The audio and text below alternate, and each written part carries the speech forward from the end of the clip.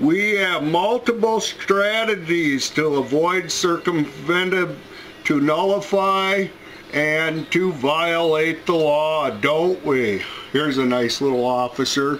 What's that? Oh, IQ of 104. Oh, it's like toilet bowl brains.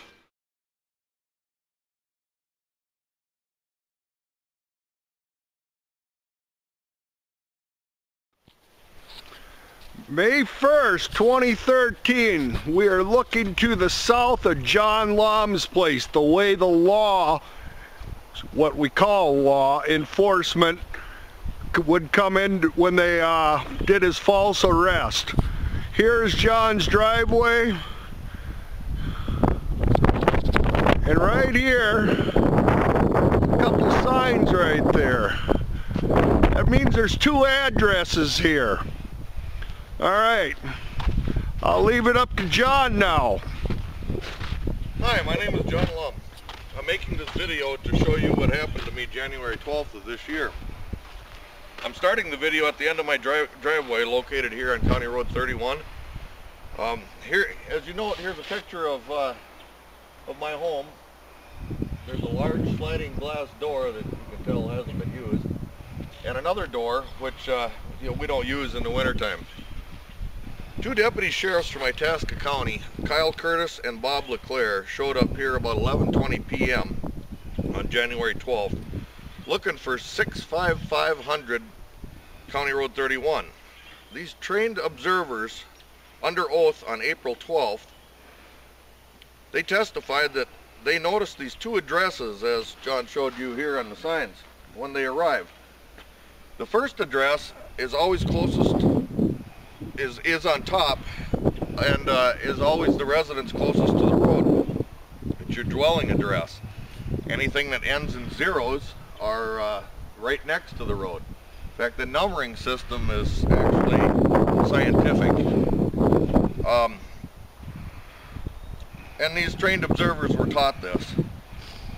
They claimed there was no lights on in my house, when in fact through that sliding glass door that I showed you is my kitchen. The lights in there are clearly visible at night and they cannot be turned off.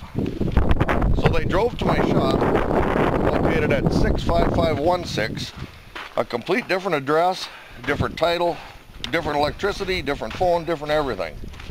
My office lights are on 24/7. Hey John, so you're saying they said they went through these doors here, went up to them doors, it looks like there's a lot of snow sitting there. Huh? There was a lot more in January 12th. Oh yeah. This is the only door that we used in the wintertime, just for that fact. Alright, so only way in is through this door. Only way in, that's correct. Now if you notice we're walking, I have an audio surveillance transmitter located here, and it's been here for a couple years, and it rings a buzzer. In fact, we might even be able to hear it. Yeah, it's faint from here, but I can hear it. When it went off, I was sitting in my office chair in front of my desk, which we'll show you here when we get up here.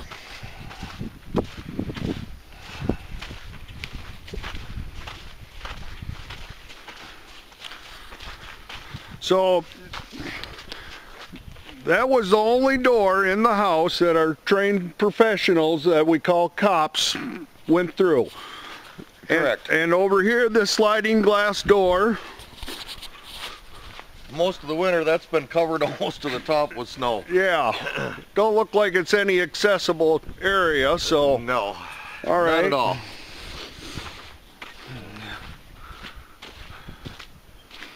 Note about where your pickup parked is about where their squad car was parked. Okay. And their squad car is a pickup, so it's about the same thing.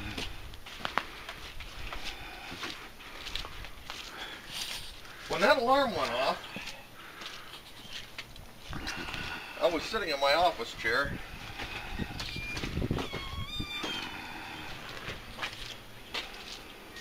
Behind the counter right here. So going inside his office. And this is a desk that I'm looking at. And you were sitting right there. Sitting right here, just like this. I reached into my safe and I grabbed my 9mm handgun.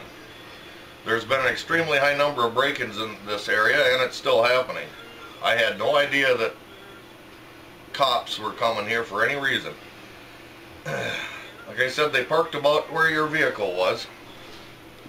I'm going to show everybody how this would look from where John is at. Now here's a gun that is somewhat similar to mine, in a holster. Hold on a minute. Alrighty.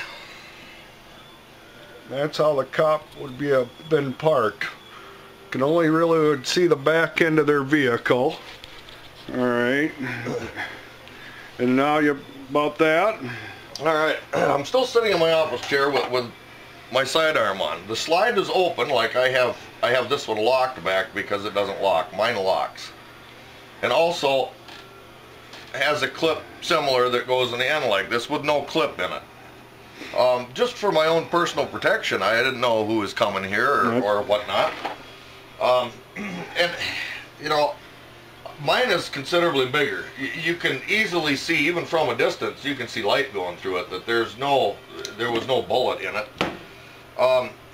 Deputy Curtis came right through my front office door there. Kind of seems like breaking into me. Took his firearm out of his holster with Deputy LeClair, but Deputy LeClair was behind him. These trained observers claimed under oath they saw this cigarette lighter sitting right here through one of my windows. Seems kind of hard to believe. They testified under oath they thought it was a real gun. I'm thinking that's the best these trained observers can come up with.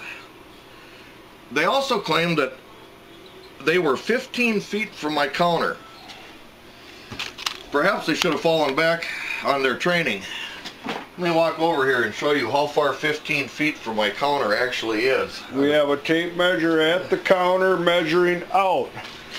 And John went outside the door. Here's 15 feet where they claimed they were at. Alright, just so we can verify so they don't think we're professional liars like they are. Boy, that looks like 15 feet to me. Oh, there's John's shoe. Yeah. Oh, you're in the parking lot. When in fact, they were standing right next to my counter. Yeah. If you're standing here, yeah. I'm sitting back here. Yeah, I think it only looks like about 2.5 feet from you, so. It's actually at the farthest distance they were was 6 feet. And not even a little bit farther. 6 feet from me. 6 feet from you, so. Oh, well, I guess. Is at the counter, so. Yeah. You're looking real close there. Yeah, we're in the general area. They never identified themselves as police officers. They stated they didn't have to because the sheriff's sign on the side of their vehicle is clearly visible. Well, from sitting right here, there's an 83-inch wall. 83 inches from that window to the door. That prevents seeing much of anything, especially at night with no exterior lights. Yep. Now, after realizing they were police officers, I did surrender my handgun, which was in the holster, unloaded with the slide open, as I had mentioned. Of course, when two deputies have their firearms pointed out at you, what else can you do? They put me in handcuffs. They took my handgun, my holster, my cell phone, and my wallet. Actually, they arrested me and put my face down right there on the floor. Kind of messy now, but now, just a couple feet away from behind your desk, and you're placed down there. Okay. Curtis went through my phone. Set this aside. Went through my phone. Left that about here. After he searched all through it, he took my wallet from me, which I had a long chain on it. Took the contents out of it. When I found it, the contents were laying more scattered, I guess, like this. Alright, LeClair turned my head after I see him take my wallet and start going through it, so I couldn't see what was going on. And I told them I have not been home for at least 14 hours, which is the truth. I came to work here about 4 o'clock in the morning and I had not been home since. I did go to town, but I had not been at home. They had dispatch call my home number. When it rang my off-premises extension, which is right here, they said I was lying and I was going to jail. Eventually, after I kept hounding them what I'm getting charged with, they said obstruction. I was not given my Miranda rights until 3 days later when the judge did it. When we left, we got about as far as where I started this video, where we first started at the end of the road. Curtis asked me if he could search my home, and I replied, no, not the way I've been treated. So they turned around a little past my mailbox there. They went back to my home and they walked right in the front door. I was in the squad car watching it. That's the second time they broke into my property the way I see it. I might add they found my wife in bed sleeping, nothing wrong, and she was not very happy with them. She told them to get out and wanted to know what they had did with me. Even though when my attorney questioned them, they admitted I did everything they asked, yet they still arrested me and had no memory of anything to do with my wallet.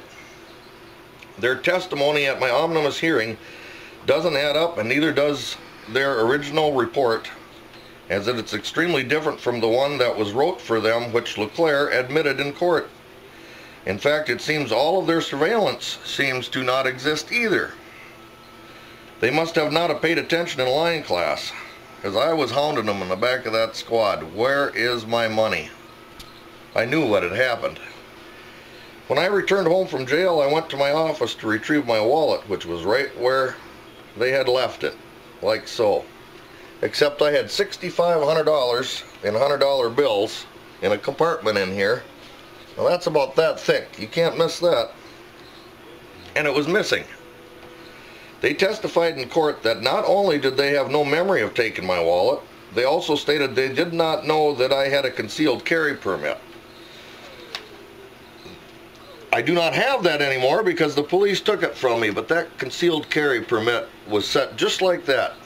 Like that's what they were looking for. But of course they couldn't admit to that, because then they would have to admit to the fact that they had something to do with my wallet. Now, what decent police officer would arrest you no matter who you are or what you did in the middle of the night, take your wallet, your cell phone, not allow you to have a jacket in January, and take you to court? What if I had gotten out the next day, hour and 15 minutes away, with no money, no credit cards, no cell phone, and no jacket, and booted out in the middle of winter? Fortunately, that didn't happen. Seems to me that there's a thief around, doesn't it to you? Oh yeah. Now, one time that night did I break the law. Seems like 2 deputies did, though. And that's all of my video, and thanks for watching. Alright, yeah, no, it's funny about these professional liars. They've been caught on YouTube or on ABC 2020. Warning, cops are professional liars. What's that? They use the Reed technique to lie. Oh, they like to lie on the court stands, everything. Well, what's that? Cop equals enemy. We have multiple strategies to avoid, circumvent, to nullify, and to violate the law, don't we? Here's a nice little officer. What's that? Oh, IQ of 104. Oh, it's like toilet bowl brains.